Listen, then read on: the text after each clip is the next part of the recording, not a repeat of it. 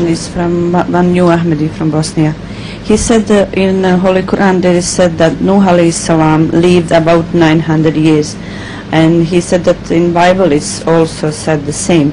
So did those prophets before Muhammad sallallahu alaihi wasallam live such a long period, or what is significant of it? 950 years for Noah?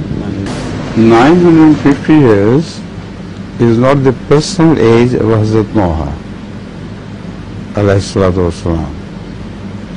In fact, it is the age of his Sharia.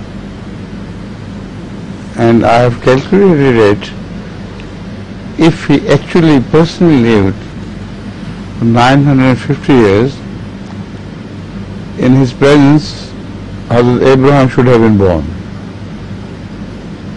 Because his 950 years end up when Hazrat Abraham was 60 years old. So, it is impossible that while Hazrat Noah lived, there was idolatry everywhere. What was the purpose of Abraham and that flood, if that is what he had to achieve? Leaving idolatry all through, except for Abraham.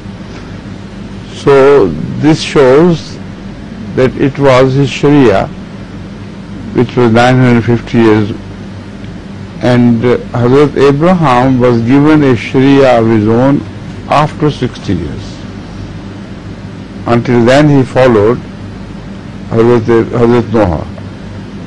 That is why the Holy Quran says, min shiyatihi Ibrahim. Among his inna min shiyatihi la Ibrahim. Inna min shiyatihi la Ibrahim. And definitely from among the followers of Noah was Hazrat Ibrahim alayhi salam.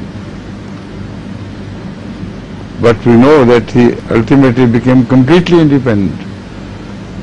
So from that I infer that by the time of the end of his Sharia, 950 years, Abraham followed it, and then he was granted his own Sharia by Allah.